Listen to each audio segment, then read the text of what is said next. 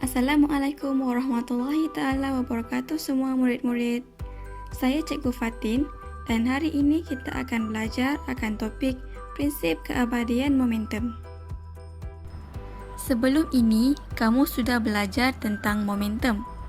Jadi, mari kita lihat semula apakah itu momentum. Momentum ditarifkan sebagai hasil darab jisim dan halaju, di mana setiap objek yang bergerak memiliki momentum. Dan rumus bagi momentum ialah P sama dengan mv. Oleh itu, di dalam topik ini, konsep momentum akan diaplikasikan dan kita akan belajar apakah itu prinsip keabadian momentum dengan lebih lanjut. Objektif pembelajaran. Di akhir topik ini, saya harap murid-murid boleh mengaplikasikan prinsip keabadian momentum dalam pelanggaran dan letupan dan menyelesaikan 3 masalah melibatkan prinsip keabadian momentum. Prinsip keabadian momentum. Prinsip keabadian momentum menyatakan bahawa jumlah momentum sebelum pelanggaran adalah sama dengan jumlah momentum selepas pelanggaran jika tiada sebarang daya luar bertindak. Di dalam momentum, terdapat letupan dan pelanggaran. Pelanggaran terbahagi kepada 2, iaitu pelanggaran kenyal dan pelanggaran tak kenyal. Justeru, murid-murid terdapat 3 kes yang mengaplikasikan prinsip keabadian momentum, iaitu pelanggaran kenyal dan pelanggaran tak kenyal serta letupan. Dan seterusnya, kita akan lihat setiap satu kes tersebut. Kes pertama, terdapat sebuah kereta yang berjisim M1 dan halaju U1 serta lori yang berjisim M2 dan halaju U2 yang bergerak di jalan raya.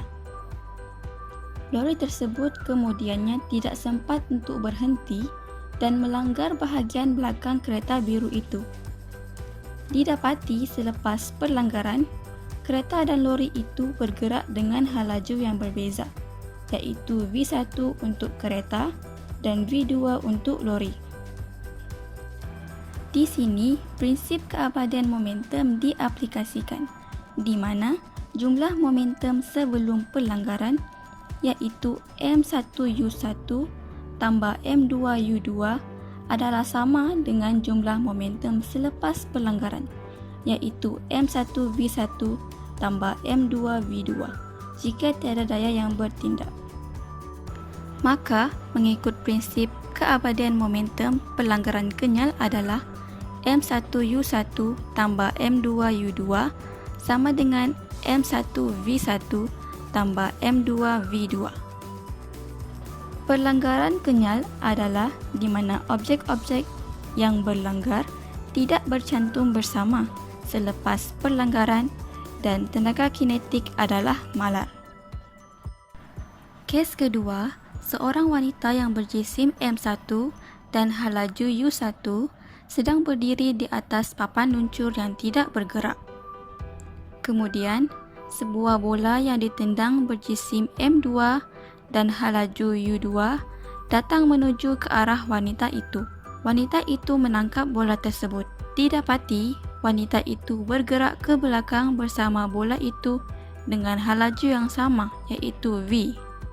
Di sini, prinsip keabadian momentum diaplikasikan, di mana jumlah momentum sebelum pelanggaran iaitu M1U1 tambah M2U2 adalah sama dengan jumlah momentum selepas pelanggaran iaitu M1 tambah M2 darab dengan V jika tiada daya luar yang bertindak.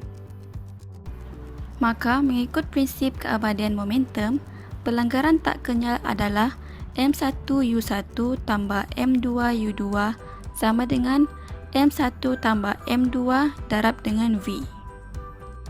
Justeru, pelanggaran tak kenyal adalah di mana objek-objek yang berlanggaran bercantum bersama selepas pelanggaran. Jumlah tenaga kinetik bagi pelanggaran tak kenyal sebelum pelanggaran berbeza dengan selepas pelanggaran. Kes ketiga ialah sebuah roket yang bersedia untuk berlepas mempunyai jisim M1 yang sedang dalam keadaan pegun. Ketika berlepas, gas panas bergerak ke bawah dan roket bergerak ke atas. Di sini terdapat dua momentum terhasil, iaitu momentum ke atas dan momentum ke bawah. Prinsip keabadian momentum bagi letupan ialah sebelum letupan jumlah momentum adalah sifar dan selepas letupan jumlah momentum ialah M1V1 tambah M2V2. Maka, mengikut prinsip keabadian momentum, letupan adalah M1V1 sama dengan negatif M2V2. Letupan merujuk kepada satu situasi apabila satu objek yang berada dalam keadaan pegun terlerai kepada dua atau lebih bahagian. Letupan juga merupakan suatu sistem tertutup yang tidak melibatkan daya luar. Seterusnya, mari kita bersama-sama menyelesaikan satu masalah pengiraan. Soalan 1. Kedua-dua objek bergerak dalam arah yang sama sebelum perlanggaran. Sebuah kereta A berjisim 500 kg bergerak dengan halaju 50 meter per saat. Ia kemudian berlanggar dengan kereta B yang berjisim 700 kg dan bergerak dengan halaju 25 meter per saat dalam arah yang sama.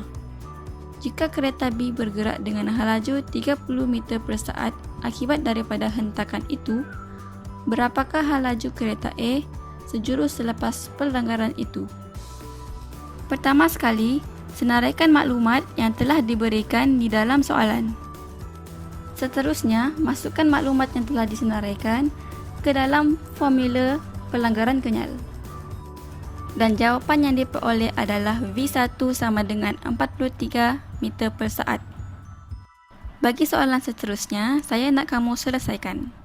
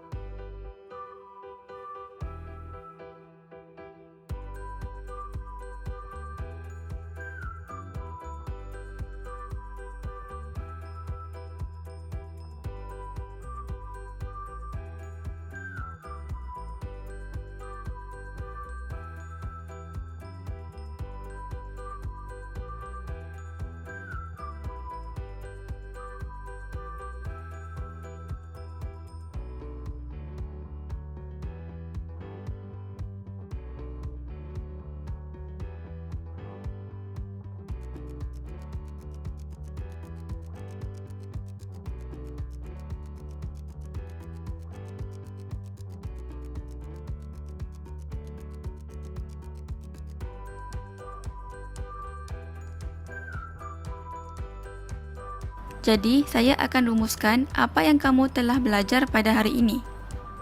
Pertama sekali, kamu sudah tahu apakah itu prinsip keabadian momentum. Prinsip keabadian momentum menyatakan bahawa jumlah momentum sebelum pelanggaran adalah sama dengan jumlah momentum selepas pelanggaran jika tiada sebarang daya luar bertindak.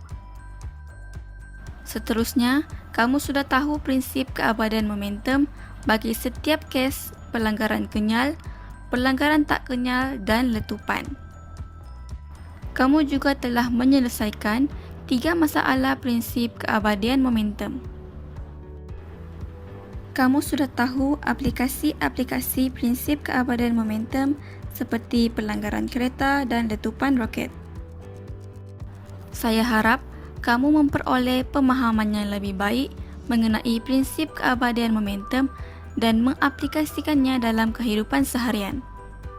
Terima kasih kerana menonton dan saya berharap dapat berjumpa lagi di topik seterusnya.